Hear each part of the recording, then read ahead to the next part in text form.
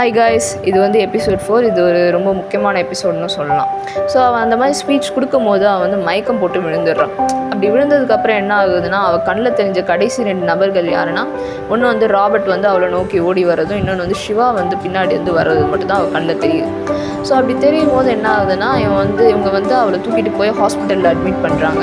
அப்படி பண்ணும்போது என்னென்னா, அந்த டாக்டர் வந்து சொல்கிறாரு, ஒரு பிரச்சனையும் கிடையாது, அவளுக்கு வந்து அது பயத்தில் சும்மா மயக்கம் போட்டு விழுந்திருக்கா, அதெல்லாம் ஒரு ப்ராப்ளம் கிடையாது அப்படின்னு சொல்லிட்டு சொல்கிறாங்க.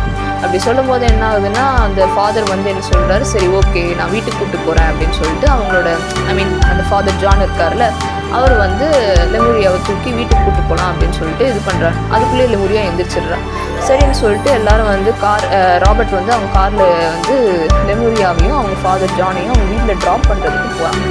அப்படி போகும்போது என்ன ஆகுதுன்னா, திடீர்னு லெமுரியா கொஞ்சம் தடுமாறுறா. இவன் போய் பிடிக்கலான்னு போகும்போது ஃபாதர் ஜான் பிடிச்சிட்டு, இல்லைப்பா நீ போ நான் பார்த்துக்கிறேன் அப்படின்னு சொல்லிட்டு அவனை அமுச்சு விட்டுறாரு. அதுக்கப்புறம் லெமுரியா போய் ரூமில் உட்காந்து அழுதுகிட்டே இருக்கிறான்.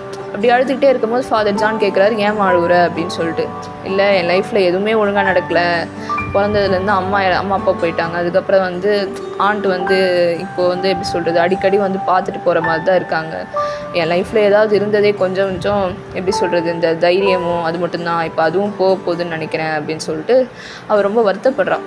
அப்படி வருத்தப்பட்டுட்டு இருக்கும்போது ஃபாதர் ஜான் சொல்கிறாரு, இல்லை உனக்கு அப்படிலாம் தெரியாது, இது என்னென்னா ஃபஸ்ட் டைம் நம்ம ஏதாவது ஒரு புது விஷயத்த நம்மளுக்கு பிடிச்ச விஷயத்த செய்யும் போது எல்லாருக்குமே நடக்கிற ஒரு விஷயந்தான். இப்போ நானே வந்து இந்த மாஸ்லாம் விற்கிறேன்ல, அப்படி ஃபஸ்ட் டைம் நான் வைக்கும்போது இந்த ஒயின் இருக்கும், இந்த ஃபாதர்லாம் வந்து வைக்கும்போது ஒயினும் அந்த அப்பமும் வைப்பாங்க. அப்படி வந்து அதை மேலே எடுத்து காட்டும் போது திடீர்னு ஒரு டைம் என்ன பண்ணுவாருன்னா, அந்த ஒயினை வந்து அந்த பைபிளில் கொட்டிடுவார். அப்படி கொட்டினதுக்கப்புறம் என்னான்னா, அவரோட சுப்பீரியர் ஃபாதர் வந்து கூப்பிட்டு அவரை எப்படி சொல்கிறது கூப்பிட்டு வைப்பார். இவர் வந்து என்ன நினச்சிட்டு இருப்பாருன்னா, அந்த டைம் வந்து இது வந்து ஃப்ளாஷ்பேக்கில் நடக்குது. என்ன நினச்சிட்டு இருப்பாருன்னா, நம்ம லைஃபே முடிஞ்சிருச்சு, நம்ம கெரியரே முடிஞ்சிருச்சு, அவ்வளோதான், நம்ம வந்து இந்த செமினரியை விட்டு போகிறோம், நம்ம வந்து மொத்தமாக காலி அப்படின்னு சொல்லிட்டு நினைப்பார். ஆனால் வந்து அந்த ஃபாதர் கூப்பிட்டு திட்டி விடுவார். ஜஸ்ட் திட்ட மட்டும் தான் செய்வார். இனிமேல் இந்த மாதிரி பண்ணாத, அது ஒரு புனிதமான இடம், பயந்தாலும் பரவாயில்ல, நீ ஒரு முறை நல்லா பண்ணு அப்படின்னு சொல்லிட்டு அனுப்பிச்சுடுவார். ஸோ இந்த கதையெல்லாம் லெமுரியாகிட்ட சொல்லும் போது என்னென்னா, ஸோ அன்றைக்கி வந்து அவர் என்ன அனுப்பிச்சி விட்ருந்தாருன்னா, நான் இன்றைக்கி வந்து இவ்வளோ பேருக்கு வந்து எப்படி சொல்லுது நற்செய்தி அதெல்லாம் வந்து சொல்ல மாட்டேன், நானும் ஏதாவது ஒரு மூலையில் வேறு ஏதாவது ஒரு வேலை தான் செஞ்சுட்டு வந்துருப்பேன் அப்படின்னு வந்து சொல்கிறார். ஸோ அதனால் வந்து ஃபஸ்ட் டைம் எல்லாருக்குமே வந்து சறுக்க தான் செய்யும். ஆனால் அதுக்கப்புறம் நம்ம வந்து எப்படி சொல்கிறது, ஒரு வேலையை இன்னும் நல்லா உந்துகோலாக பண்ணும்போது இன்னும் நல்ல பேர் நம்மளுக்கு கிடைக்கும்னு வந்து லெமுரியாவுக்கு அட்வைஸ் பண்ணுறாரு. அப்படி அட்வைஸ் பண்ணும்போது லெமுரியாவுக்கு தோணுது, சரி ஓகே நம்ம இந்த டைம் ஓகே ஓரளவு வந்து சொதப்பியிருக்கோம், அப்போ அடுத்த டைம் நம்ம நல்லா பண்ணோம் அப்படின்னு சொல்லிட்டு ஒரு எப்படி சொல்கிறது மோட்டிவேஷனோடு அவள் வந்து தூங்கிட்டு அடுத்த நாள் காலையில் வந்து இப்போ காலேஜுக்கு போகணுமா வேண்டாமான்னு சொல்லிட்டு யோசிக்கிறான்.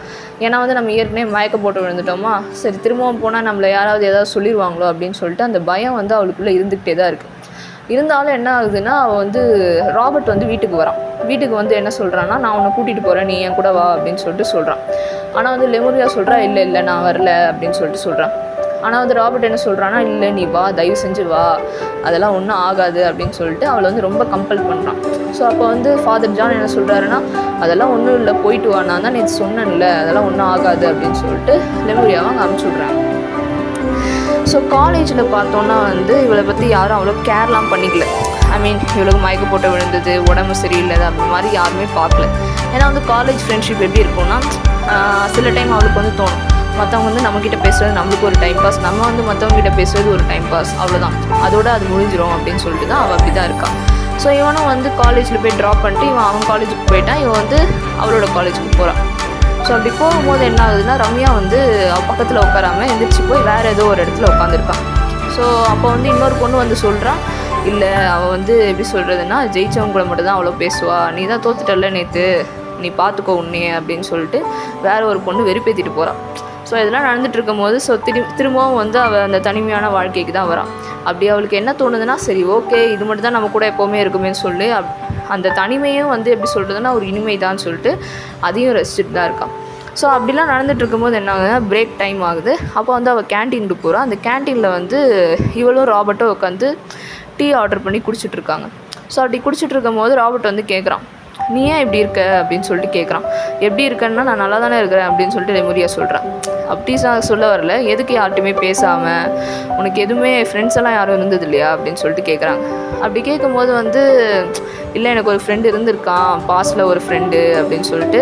ஆனால் அவனும் வந்து எப்படி சொல்கிறதுனா என்கிட்ட பேசுகிறத வந்து மற்றவங்க பார்த்து கிண்டல் பண்ணுறாங்க, ஒரு பொண்ணுக்கிட்ட போய் பேசிகிட்டு இருக்கே அப்படின்னு சொல்லிட்டு அவனும் என்னை விட்டுட்டு போயிட்டான் அப்படின்னு சொல்லிட்டு அந்த மாதிரி சொல்லிட்டு இருக்கா ராபர்ட் கிட்ட.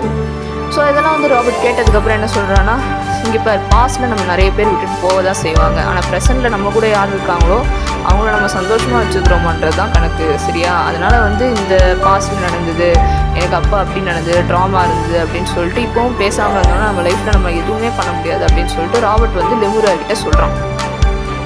ஸோ இதெல்லாம் நடந்துகிட்ருக்கும் போது என்ன ஆகுதுன்னா, சிவா வந்து அந்த கேன்டீனில் வந்து லெமுரியா கிட்ட சொல்கிறான், நீ என்ன ஒரு ஃப்ரெண்டாகவே மதிக்கலையா, ஏன் அவளை மட்டும் ஒரு ஃப்ரெண்டாக பார்க்குற, நானும் தானே உன் ஃப்ரெண்டு அப்படின்னு சொல்லிட்டு சிவா வந்து லெமுரியா கிட்ட சண்டை போடுறான்.